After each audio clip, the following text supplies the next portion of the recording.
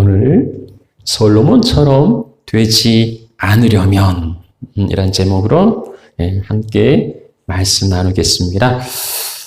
인류 역사상 가장 부귀영화를 누린 사람이 있다면 누굴까요?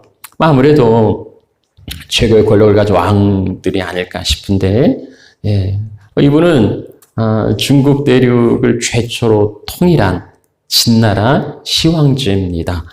막강한 권력을 행사했는데요. 이 시황제 한 나라를 정복할 때마다 그 나라의 미인들을 입궁시켜서, 그래서 이 아방궁이라는데, 이 후궁이 한 10,000여 명 이르렀다 합니다. 성경에서 부귀영화를 누린 사람을 꼽아보자면 아마 솔로몬이 아닐까 싶습니다. 솔로몬은 하나님께서 전무, 그러니까 네 앞에도 네 뒤에도 너와 같을 자가 없을 거라고. 그래서 평생 왕들 중에 너와 같은 자가 없을 거라. 단연코 답이에요. 최고의 부귀영화를 누린 사람이에요. 이 열왕기상 3장의 말씀은 솔로몬이 1,000번제를 드리고, 그리고 하나님이 그 꿈에 나타나셔서 친히 하신 약속이었습니다. 과연 그대로 이루어 주셨어요. 솔로몬은 인근 나라에서 조공을 받는 그러한 패권 국가, 최고의 국가가 되었는데요. 그 영토가, 북으로는 그 유프라데 강이고요. 남쪽으로는 지중해 연안이고요. 지도로 보면, 저 유프라데 강에서 이 아래, 이 이집트, 애굽에 인접한 곳이에요. 그리고, 서쪽으로는 이제 지중해까지 나아갔죠. 창세기 15장에 하나님이 약속하신 그 영토를, 완전히 다 회복한, 이런 적이 없었어요. 최고의 번성을 구가했지요. 백성들도 평안히 누리며 안락하게 살았고요. 궁궐에 하루 식사량이 보면 밀가루가 90고르라 이 정도 양은 한 14,000명 정도 그 하루치 식사량이라고 그래요. 뿐만 아니라 소, 양, 사슴, 노루, 새들 14,000명 이상이 한 근 이상 먹을 수 있는 그런 풍족한 고기였습니다. 날마다 이렇게 이제 잔치를 벌인 거지요. 하나님께서 주신 지혜는 당시 천문학이나 문학이나 수학 분야에 뛰어났던 동방 사람들, 아라비아 사람들이지요. 동쪽 사람들보다도 뛰어났고, 애굽은 건축이나 법률 쪽에 탁월했는데 그보다 애굽의 지혜보다 솔로몬이 더 뛰어났습니다. 그러니까 그 지혜로 말하면 당할 자가 없었어요. 잠언, 전도, 아가 이러한 수가 3,000가지, 그 노래가 1,005편이고, 그리고 초목과 동물과 새와 물고기까지 모든 일에 아주 박식한 그러한 지혜를 가지고 있었습니다. 그래서 각 나라 지혜자들이 이 솔로몬의 지혜를 들으려고 몰려들었어요. 한 수 가르침 받으려고 찾아왔지요. 특히 시바의 여왕, 영화로도 저렇게 이제 만들어진 그러한 스토리가 있는데요. 솔로몬의 지혜를 두고 감탄해서 그렇게 많은 예물을 드렸습니다. 솔로몬은 7년 동안 성전 건축했고요. 그 드려진 봉헌 예물이 소가 22,000마리, 양은 12만 마리예요. 성전 봉헌하는데 12만 마리의 양을 잡아서 드릴 만큼 이게 마음은 있어도 그 물질이 안 되면 못하는데 솔로몬은 마음도 형편도 다 되었던 겁니다. 그리고 13년에 걸쳐서 자기 궁궐을 건축합니다. 이 시대가 얼마나 그 풍요롭고 번성을 했는지 은은 같지가 않아요. 길거리 돌멩이처럼, 그리고 그 귀하다는 백향목은 뽕나무처럼 그렇게 여겨졌습니다. 솔로몬은 정말 모든 것을 다 가지고 누렸던 사람이에요. 이 솔로몬에게 부족한 게 있었을까요? 글쎄요. 이런 복을 누린 사람이 또 얼마나 있을까요? 참 지극히 부럽고요. 그래서 도대체 뭘 어떻게 하면 저런 복을 누릴 수 있을까? 궁금하기도 하고 저렇게 좀 복을 누렸으면 좋겠다 부러워하기도 합니다. 그가 어떻게 이 복을 누리게 되었을까? 대략 한 3가지 정도 그 루트를 찾아볼 수 있겠습니다. 무엇보다 첫 번째 하나님 주신 거예요. 예? 솔로몬이 솔로몬 된 건 하나님이 주신 겁니다. 하나님의 예정 가운데 있었어요. 역대상 22장 말씀 보면은요, 보라 한 아들이 내게서 나고 그가 이제 주변의 모든 대적에게서 평을 얻게 할 거고 그가 이름을 솔로몬이라 할 거다. 그리고 내가 하나님이죠. 하나님이 그의 생전의 평안과 안위를 이스라엘에게 줄 것이다. 그리고 그가 내 이름을 위하여 성전을 건축할 것이다. 이건 다윗이 그 성전을 건축할 마음이 있어서 하나님께 아뢰니까 하나님께서 다윗에게 이 말씀을 주신 거예요. 그러니까 네가 아니라 네 아들인데 그의 이름은 솔로몬이고 그가 성전을 건축할 거라는 거예요. 이제 이후에 다윗은 우리아의 아내 바세바를 취하고 범죄하고 그 아들이 죽고 이제 그 후에 얻은 아들이 솔로몬이에요.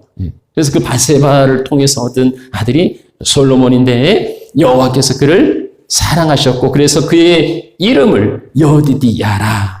솔로몬은 샬롬이라는 그 평강에서 기원한 이름인데요. 평강의 왕이라 이제 그런 의미고요. 여기 여디디야 하나님이 솔로몬에게 붙여준 또 다른 이름 여디디야는 사랑을 입은 자라 그러한 뜻입니다. 그러니까 아버지 다윗과 하나님의 사랑을 받은 자였지요.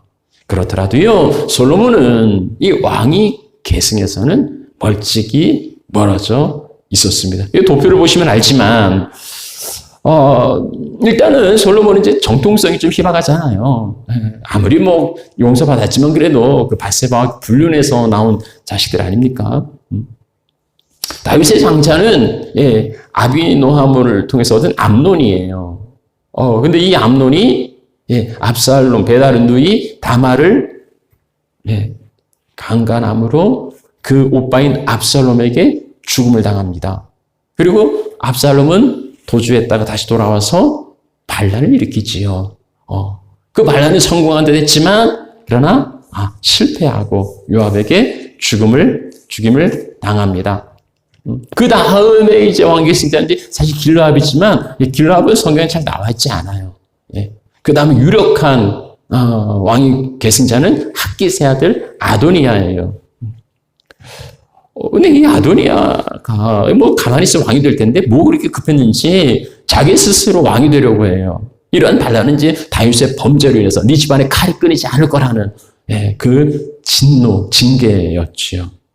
근데 이때쯤은 다윗이 이제 나이가 많아서 그래서 뭐 저절로 이제 아도니아에게 왕위가 넘어갈 거라. 그래서 다윗의 그 신복들, 그러니까 군대장관 요압이나 제사장 아비아달도 여기 이제 그 아도니아 편에 서서 왕이 죽이시게 하려고 한 거죠. 이것을 알고 선지자 나단과 그리고 바세바가 다윗에게 이러한 되어진 일들 이야기해서 다윗이 이제 지시를 내립니다. 선지자 나단과 제사장 사독과 그의 신하들을 불러서 솔로몬에게 기름을 부어서 자기 후계자로 자기를 뒤어 왕으로 그렇게 선포하죠. 이런 되어지는 과정들을 보면은요, 솔로몬은 뭐 자기가 왕위를 구한 것도 아니고, 자기가 정치적으로 사람들 모아서 자기가 왕이 되려고 한 것도 아니었습니다. 하나님께서 그를 왕으로 세우셨던 거지요. 솔로몬이 솔로몬 된 건 전적으로 하나님의 역사고 하나님의 은혜였습니다. 그러면 그가 그렇게 부강한 나라를 이루었던 건 자기가 한 게 아니에요. 두 번째는 다윗을 통해서 그 선왕 다윗을 통해서 물려받은 겁니다. 다윗이 정복전쟁을 해요. 그래서 이 전쟁 때문에 성전을 건축할 그럴 여력이 안 되었던 거지요. 솔로몬이 벌인 전쟁은 그 열왕기 역대하 8장에 나오는 그 하마소바와의 전쟁 유일해요. 솔로몬은 이 한 번의 전쟁만 하고요. 나머지는 다 그 다윗이 정복해서 다 조공을 받게 한 겁니다. 솔로몬은 평강의 사람이라는 뜻에 맞게 그 회복된 땅을 지혜롭게 통치해서 내외적으로 이제 평강을 끼치는 게 그의 사명이었어요. 성전 건축도 사실은 다윗이 이 모든 것들 다 거의 준비를 합니다. 자기가 지치는 못하지만 모든 그 자재들이며 이 모든 것들을 죽기 전에 다 준비해놔요. 그리고 이제 그것으로 솔로몬이 성전을 건축하죠. 그러니까 솔로몬은 어떻게 보면 다윗이 뿌려놓은 그 씨앗의 열매를 거둔 거예요. 솔로몬의 부귀영화는 하나님이 정해놓으신 거고요. 아버지 다윗이 이루어 놓은 겁니다. 그럼 솔로몬은 아무것도 하지 않고 그냥 거저 얻은 걸까요? 네, 아니에요. 솔로몬도 이제 한게 있어요. 솔로몬은 1000번제를 드렸습니다. 솔로몬은 자기가 얼마나 그 연약한지를 알아요. 벌써 왕이 계승전도 10번째잖아요. 그러니까 자기에게 돌아올 자리가 아닌데 자기가 왕을 하는 거예요. 자기가 땀 흘려서 피 흘려서 얻은 게 아닌데 아버지가 이뤄놓은 그 나라를 얻은 겁니다. 이제 이것을 다스려야 되는데 자기의 연약과 부족을 알아요. 그래서 하나님을 사랑했던 솔로몬은 하나님의 은혜를 구하기 위하여서 1000번제를 드립니다. 하나님이 그에게 응답해요. 그리고 솔로몬에게 말하죠. 내가 너에게 뭘 줄고 너는 구하라. 하나님께서 솔로몬에게 너 원하는 걸 내가 다 주겠다고 말씀하세요. 이게 사실 어려운 질문이잖아요. 너 원하는 거 내가 다 줄게 하면 이게 참 잘 구해야 되는데 헛된 욕심을 구하다가 망하는 경우도 많이 있거든요. 근데 솔로몬은요. 주의 백성을 재판하여서 선악을 분별할 수 있게 해달라고 구합니다. 그러니까 지혜로운 마음을 주셔서 백성들을 위하여 바르게 재판할 수 있게 해달라 이걸 구해요. 이게 하나님 마음에 맞은 거예요. 이것을 구하면 그 말씀이 주의 마음에 든지라. 왜 그렇습니까? 자기를 위하여서 장수를 구하지 않고, 자기를 위하여서 부귀를 구하지 않고, 자기를 위하여서 원수 복수하는 걸 구하지 않고, 자기에게 맡겨진 사명 감당하기 위하여서 지혜를 구했다는 거예요. 그러니까 이기적인 간구가 아니라 다른 사람들을 위하여서, 그리고 자기가 감당해야 될 그 일을 위하여서 구했다는 겁니다. 그래서 하나님은요, 내가 네 말대로 지혜롭고 총명한 마음을 줄 거고 전무후무한 지혜를 줄 거고 그리고 네가 구하지 아니한 부귀 영화도 내게 줄 거라. 그리고 평생 너와 같은 자가 없을 건데. 자, 그런데요. 여기 이제 14절에 중요한 말씀을 덧붙이셔요. 하나님께서 지혜와 부귀 영화를 주셨어요.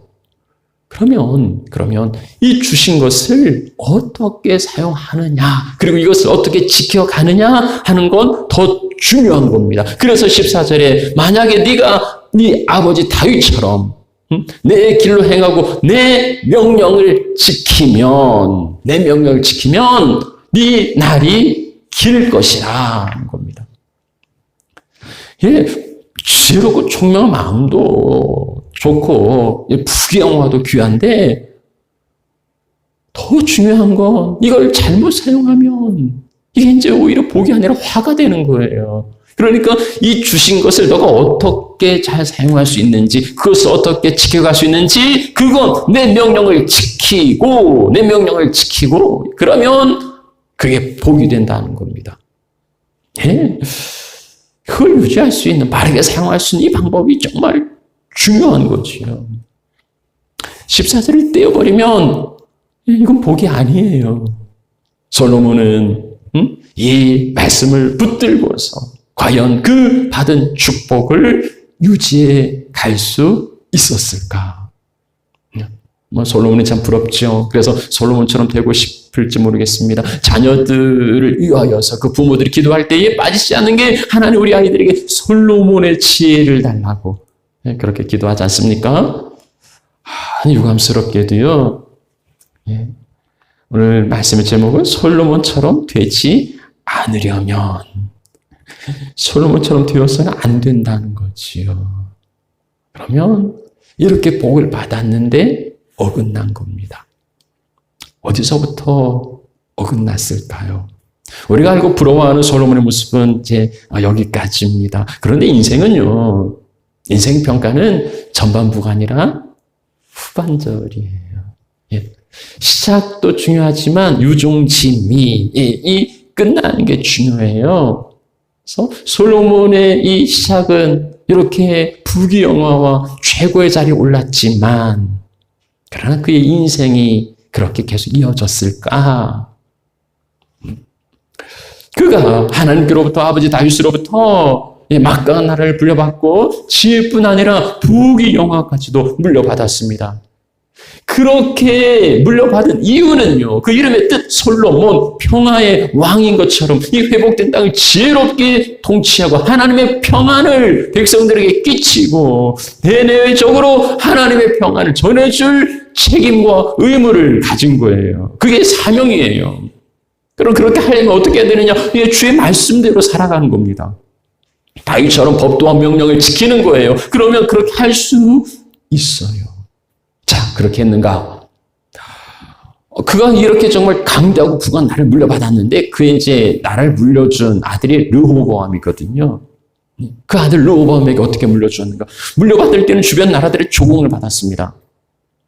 근데 물려줄 때는요, 이 주변 나라들이 다 반발하고 독립하고 이탈해 갔어요.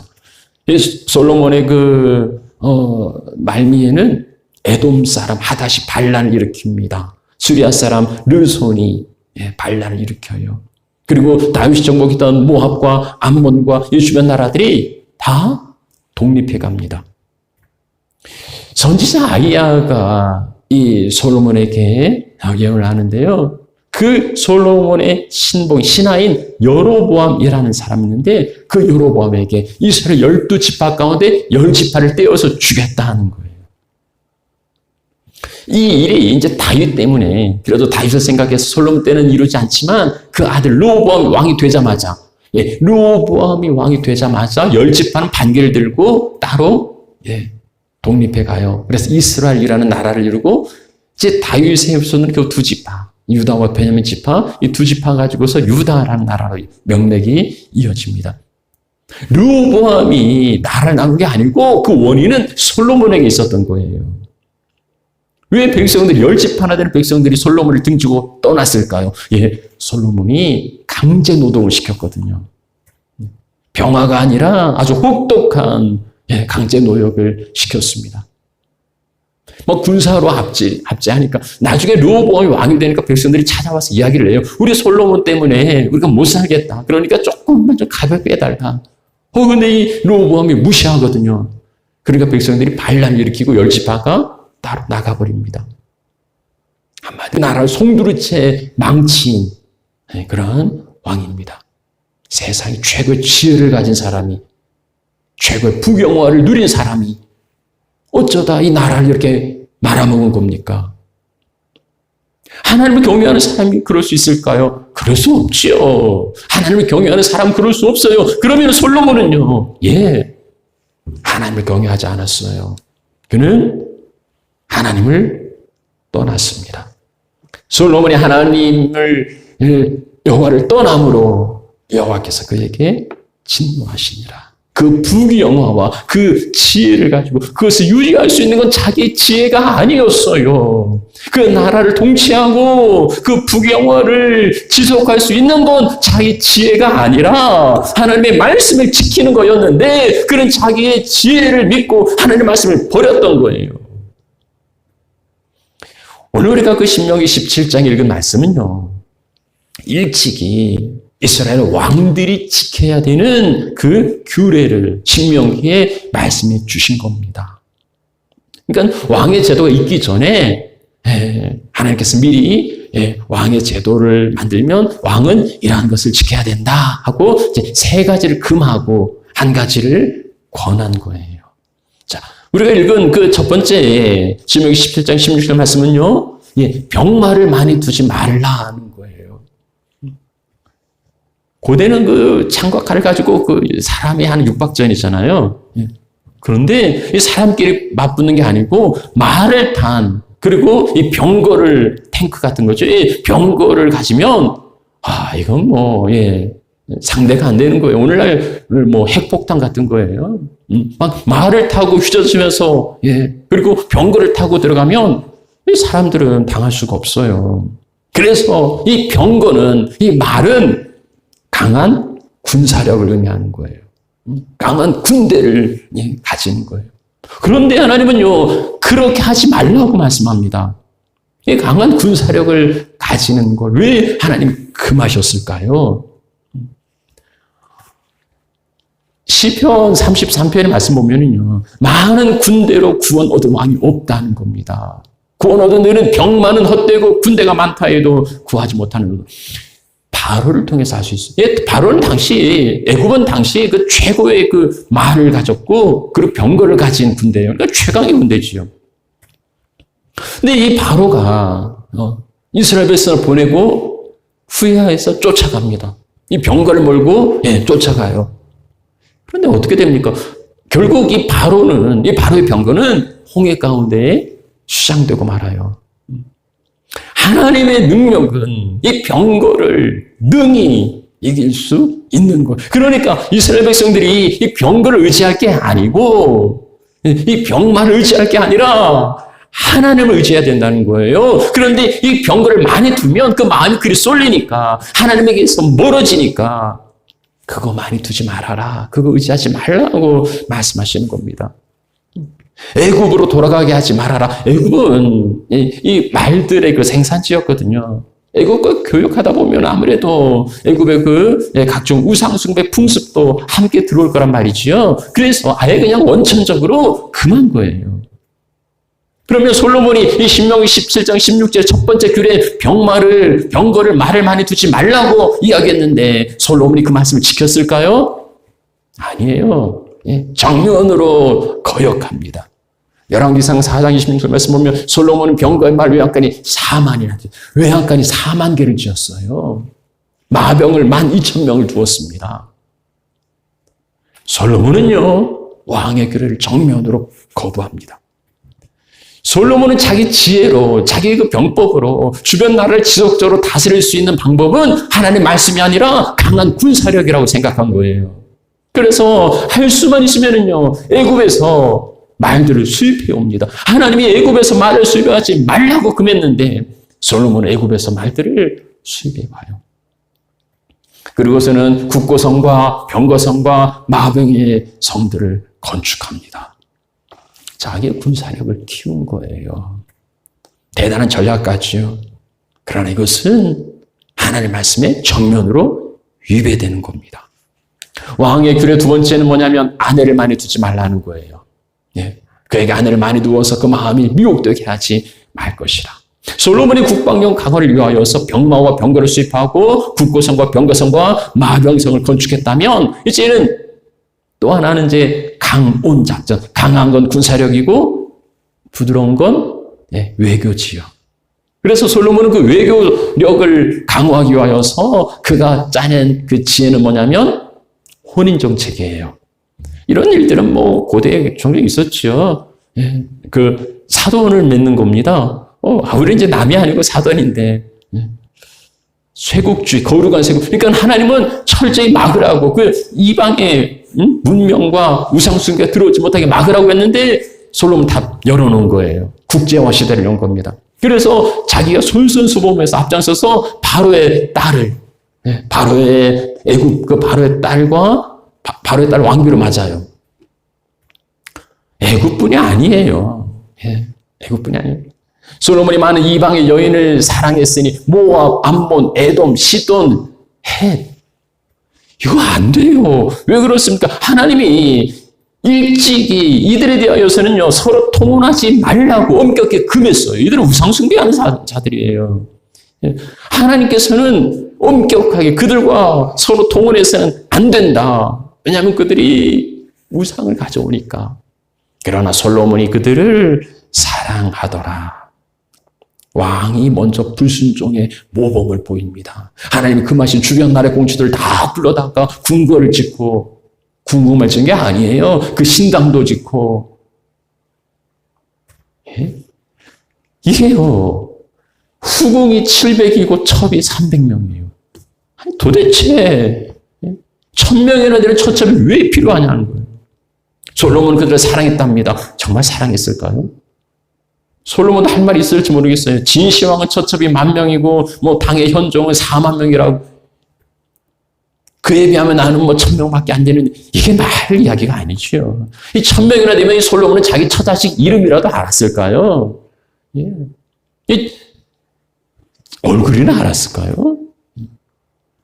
솔로몬은요, 자기 백성의 평안을 위해서가 아니라 자기의 사치와 육체적인 정욕과 쾌락을 위하여서 자기 지혜를 사용한 거예요. 경고는 그대로 이루어졌습니다. 예. 솔로몬이 나이가 많을 때 그 여인들이 그의 마음을 돌려서 자기 신들을 따르게 해요. 그래서 이방 여인들 자기 신들에게 분양할 때 솔로몬도 거기 따라가서 그 이방 우상들에게 절합니다.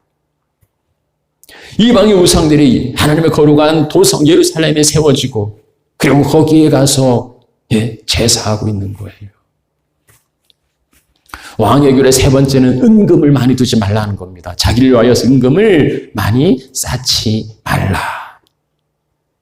사치와 부유한 그런 생활하지 말라는 거예요. 솔로몬은 어떻습니까? 자기의 그릇은 다 금이에요. 그리고 다 정금으로 만들었습니다. 얼마나 사치해야 하는지, 모든 그릇이 다 금으로 아니 그 금으로 뭐 만든 그릇에 담으면 뭐가 달라집니까? 사치 허영이에요. 근데 이제 이게 잘 될 때는 괜찮은데 안 되니까 백성들 쥐어짜요. 그래서 백성들 막 강제로 동원하고 억압하고 막 착취하는 거예요. 이렇게 세 가지 말, 아내, 그리고 은금, 이거 하지 말고 해야 될 거 있어요. 여호와 경외하기를 배우고 이 율법의 말과 규례를 지켜 행하라. 이 율법제 등사본을 레위 사람 제사 앞에 책에 기록하고 평생의 율법책을 자기 옆에 두고, 그런데 솔로몬은 율법책을 자기 옆에 둔 게 아니라 이방 여인들을 자기 옆에 두었습니다. 여호와 하나님 경외하기를 배워야 하는데 여호와 하나님을 떠났어요. 그리고 이 모든 말과 규례를 지켜 행하라 하는데 정면으로 어긋났습니다. 다 어긋났어요. 그가 구하고 얻은 지혜는 누구를 위함이었습니까? 백성들을 위한 거였지요. 자기를 위한 게 아니고 백성들을 평안하게 하고 자기에게 맡겨진 사명과 임무를 감당하기 위한 것이었습니다. 그러나 그는 지금 그 지혜로 자기를 위하여서 은금과 병거와 아내를 모으고 백성들을 압제하고 있어요. 그래서 망한 거죠. 솔로몬이 어쩌다 이렇게 되었을까? 솔로몬이 왜 이렇게 되었을까요? 도대체 뭐가 없다고? 뭘 안 줘서? 뭐 국력이 약해서입니까? 돈이 없어서입니까? 뭐 아내가 부족해서입니까? 하나님은 뭘 안 줬다고 이럴까요? 솔로몬은요, 없어서가 아니고 많아서 문제였습니다. 하나님 없어도 잘할 수 있을 거는 그 자신감이 어디서 왔을까요? 자기 잔머리에서 나온 거지요. 그의 지혜지요. 그의 지혜. 차라리 그가 어리석었더라면, 차라리 그가 능력이 안 되었더라면 하나님 붙들고 하나님 없으면 안 된다고 그랬을 거예요. 그러나 그는 지혜로웠습니다. 그래서 주변의 모든 나라들이 자기에게 고개를 숙였고 자기의 지혜를 배우려고 그 멀리서도 사람들이 몰려들었습니다. 자기가 똑똑하고 대단한 줄 우쭐했어요. 자기가 지혜로운 줄 착각했어요. 그래서 군사력을 강화했고 외교력을 늘려갔습니다. 이만하면 하나님 없어도 이제 내 지혜와 내 지식으로 잘할 수 있을 거라고 그렇게 착각했습니다. 재물을 가진 자가 재물이 올무가 되고 그 재물로 망할 수 있다면 지혜로운 자는 그 지혜로 망할 수 있어요. 자기 지혜를 믿고 자기가 제법 똑똑하고 그리고 대단한 줄 착각하다가 망한 겁니다. 그 지혜가 어디에서 왔습니까? 자기에게서 온 지혜가 아니잖아요. 하나님께로부터, 하나님께로부터 왔고 하나님께로부터 유지되는 건데, 그 지혜가 온전하게 하려면 하나님 말씀대로 살아가야 하는데 그 말씀을 떠난 거예요. 재물과 지혜가 사람을 망하게 할 수 있어요. 엄밀히 말하면 그 자체는 아닙니다. 돈이 악은 아니에요. 돈을 사랑하는 것이 일만하게 뿌리라 하지요. 그럼에도요, 이 돈이나 이 뭐든지 권력이나 뭐든지 그게 중립적인 건 아닙니다. 그 안에는요, 엄청난 그 힘이 있어요. 힘이 있어요. 이 힘이 긍정적으로 쓰일 수도 있고 부정적으로 쓰일 수 있어요. 그래서 관리하지 않으면, 컨트롤이 되지 않으면 이 힘은요, 자기와 그리고 이웃을 파괴하고 그리고 고통을 주는 죄로 역사합니다. 그래서 성경은요, 신명기는 왕에게 병거든지 아내든지 은금이든지 많이 두어서는 안 된다고 그렇게 말씀하고 있는 겁니다. 관리할 수 있을 만큼이에요. 아예 두지 말아라. 아니요, 그렇게 말씀하지 않았어요. 뭐 병거도 아예 두지 말고 아내도 아예 두지 말고 은금 아예 멀리하고, 그게 아닙니다. 많이 두지 말라는 거예요. 그냥 나만 보고 살아. 아예 그렇게 말씀하지 않으셨습니다. 필요해요. 병거도 은금도 아내도 필요해요. 그런데 이게 이제 많이 두지 말라는 게 참 애매하잖아요. 얼만큼 있어야 많은 겁니까? 제가 하기에 달라요. 그러나 분명한 건요, 많은 쪽으로 기울어요. 달아보면 많은 쪽으로 기울기 마련입니다. 우리의 마음이 어디로 기울고 있는지, 우리의 마음이 어디로 향하고 있는지, 하나님보다 그 권력과 하나님보다 그 쾌락과 하나님보다 그 부귀에 기울어 있다면 그건 이미 마음이 하나님께로부터 떠난 거지요. 솔로몬은 지혜가 없어서가 아니라 지혜로워서 결국 자기가 할 수 있다는 그 자신감으로 나라와 인생을 말아먹은 겁니다. 차라리 힘없고 어리석었다라며. 그건 아니지요. 그게 아니고 그 주신 지혜로 하나님의 말씀을 잘 지켰어야 했습니다. 우리는 솔로몬에게 주신 지혜를 달라고 구합니다. 하나님 우리에게 솔로몬의 지혜를 주실까요? 야고보서에는 누구든지 지혜가 부족하거든 후히 주시고 꾸짖지 아니하신 하나님께 구하라 주신다고 말씀해요. 우리가 하나님의 지혜를 구하면 하나님 우리에게 지혜를 주세요. 그런데 솔로몬에게 주셨던 지혜, 우리에게 주신 지혜는 뭡니까?